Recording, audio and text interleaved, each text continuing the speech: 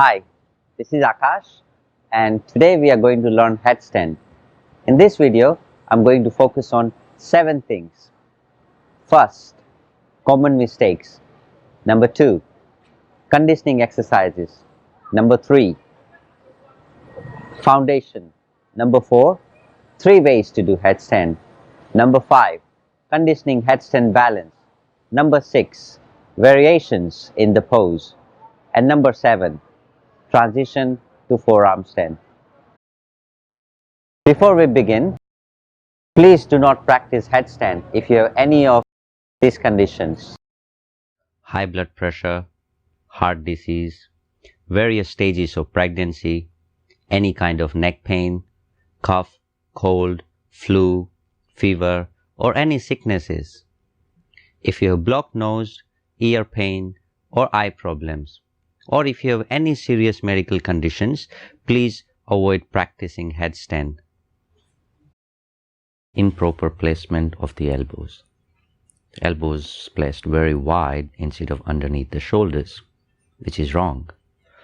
The elbows are shoulder width apart, where you can grab the opposite elbows. Then you just interlock your fingers, flatten your palms, and press the back of the wrist on the mat, just like your elbows. That's the correct way of placing the elbows. Scapula movements, the first conditioning exercise. You get into elbow plank, lower your chest, and pull your chest in. Here, the movements come from scapula. This movement would help you keeping your back straight when you are in upside down in headstand. Do around 3 to 5 rounds and rest. The next exercise is for conditioning for foundation of headstand, where we are going to move our hips and bring it on top of the shoulders. For that, you place your elbows properly, as explained before. Place your head, holding it in your hands, just like when we do headstand. And then, just like in a dolphin pose, but with head down, you start to move your feet. Here, we try to use just the tip of the toes and walk forward until our hips is on top of the shoulders. And then you walk back. You practice this move so that when your hips is on top of the shoulder, you would feel your legs to be very light, where you won't have to use any momentum to lift your legs up. So it's a very important exercise if you want to do headstand without a wall. Headstand foundation. The placement, how every part of our body should be placed when we do headstand. We'll start with the placement of the elbows, interlocking the fingers, pressing the back of your wrist on the mat, flattening your palms. Then the part of your head, where the original hairline starts, that part stays on the mat. Everything else resting on our hands.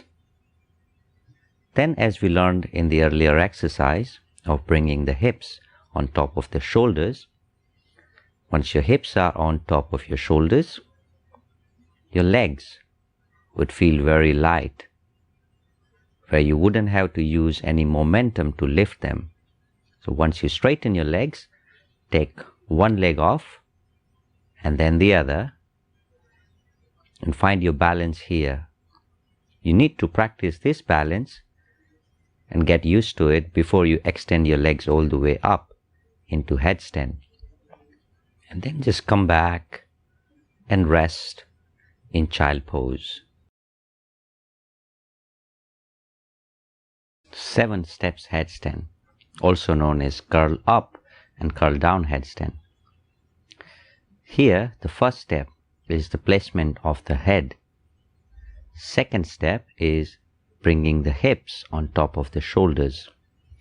Third step, as we learned in the earlier foundation, as well as the step 4. Now step 5 is lifting your knees, bringing it in line with your hips. Step 6, not unfolding your knees, but just bringing your knees on top of the hips, and then slowly extending your legs all the way up. Once your legs are up, that's where you stay in straight headstand. And then you try to come back with the same 7 steps. Once you're down, it is important that you don't do any other movements.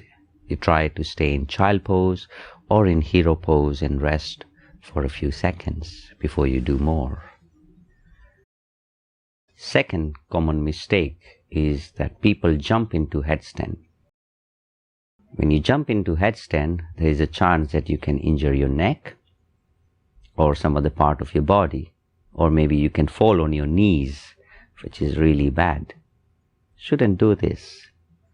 What we'll do is we'll do a conditioning exercise to train your body.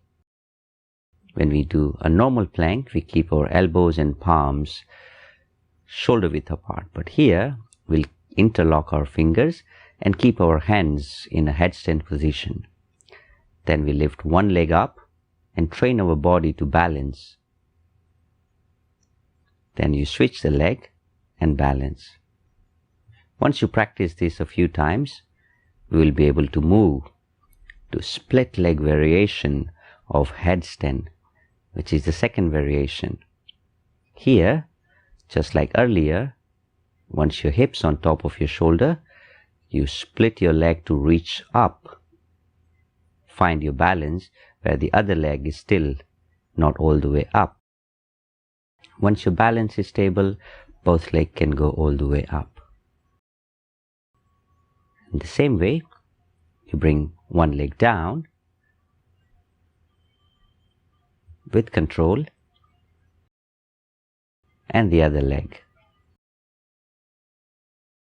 and rest in child pose or in hero pose before you do more. Conditioning exercise number 3, which is bent and straight leg dolphin pose. Here we are practicing lifting our hips on top of the shoulders instead of walking our feet. This way we are training our arms, our neck, our back, and training our core to be able to do pike headstand, which is the third variation in this video of how to get into headstand. Now in Pike-Up headstand, you need to have very strong balance. That's why you practice the earlier 2 variations. When you get comfortable with those variations, you move into doing pike headstand, where you need to bring your legs straight up and then balance, which would require every part of your body to work as one. And once you come back, don't forget to rest in child pose before you do more. Conditioning headstand balance, the 3 most common movements. And to get into headstand here, we'll use split leg variation, which is the easiest way to get into headstand. Once you are in headstand, our first exercise is the easiest one, bringing our knee to the chest. Do around 3 to 5 rounds of this exercise when you're practicing to improve your balance. The second exercise requires little more control, which is straight leg movement. If your split is very open, you can reach your toes all the way down to the mat. If not, it still works on the same areas of your body. And the third one, which requires a lot more control, which is pike leg movement. Here, you can extend your legs anywhere from in front of your chest, your pelvis, depends on how good you are.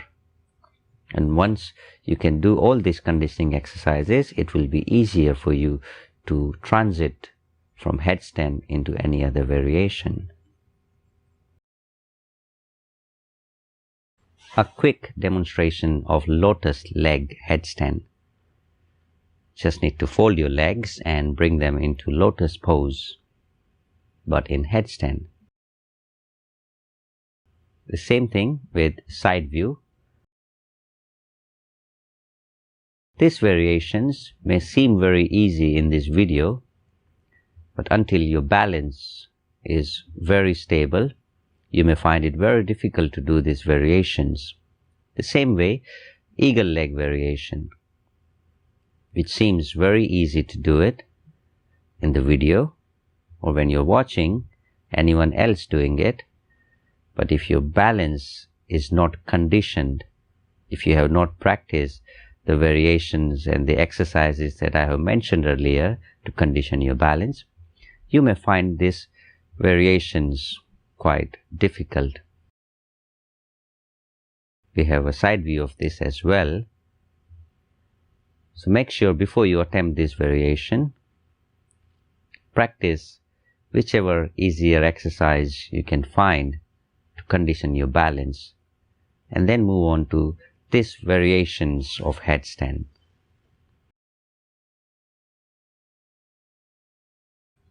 Common mistakes number 3, excessive arching of lower back. Many people can do the headstand. They can also balance in headstand, but they cannot keep their back straight. Here I may be overarching my back than many other people, but the point is how to fix that. The first conditioning exercise is to do cat-cow plank. Just like we do cat-cow, stretch on all fours. Here we focus on fixing our arch by tucking the tailbone and arching the back. Here only your lower back moves and nothing else. The next movement is conditioning for transition, where you do headstand and you arch your lower back. But this one is not by mistake that you cannot control, but this one is to have better control when we are doing a transition. So you arch your back as much as you can, and then you bring your body back to headstand straight. Here you can also bend your knees and then bring your legs back again if you want. So these are few conditioning exercises you can do to prepare your body for transition and avoid arching your back in headstand. Now here we are going to transit from headstand to forearm stand or forearm scorpion.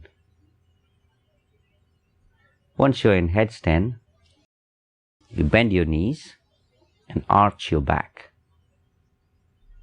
Once your back is arched and your body is in control, you bring your palms on the mat, turn them flat one by one, and then slowly with strong arms, lift your shoulders, your head, and straighten your legs. You aim to bring your feet on top of your head, but you take as long as you need to find your balance, to bring your body to forearm stand or scorpion forearm. And then when you come down, you can just bring your legs down one at a time instead of going into headstand.